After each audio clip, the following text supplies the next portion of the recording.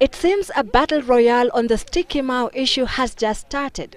The disclosure that government may have to spend at least 2 billion shillings to compensate owners in the Mau has ruffled feathers. It is especially so because high-profile politicians who are the main beneficiaries of the excisions in the Mau forest will be paid handsomely because they have title deeds proving ownership.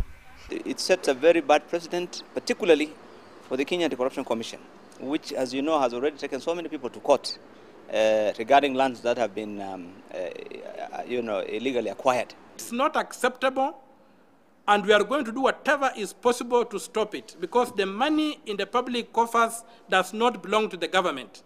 In a valuation report prepared by the United Nations Environmental Programme for the government, former President Daniel Moi could receive over 760 million shillings for the Kiptagich tea estate in Mau associated with him. His son Gideon Moi may receive over 33 million shillings. Moi's former personal assistant Joshua Kulei might receive 313 million shillings.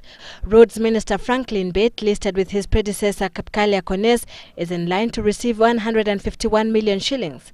Former Internal Security Permanent Secretary and current Kuresoi MP Zakaria Cheriot is said to have land valued at 40 million shillings. Former Land Commissioner and current Baringo Central MP Sami Mwaita is due for 15 million shillings compensation. Surprisingly though, Forestry Minister Noah Wekesa seems to be in the dark about the report. The figures you saw in the press are not figures from government. I don't know where you got those figures from. In fact, the UNEP report adds that the value could go up if the owners are to be compensated for the development such as buildings and crops. The task force on the conservation of the Mau had, however, recommended that only squatters who had been allocated 5 acres and below would be compensated. Those with vast holdings were certainly not in that category, but now, as long as they also hold that precious piece of paper, they are in for a fortune. The government position is that people who have documents, who have title deeds in Mau, will be looking at a possibility of compensating them.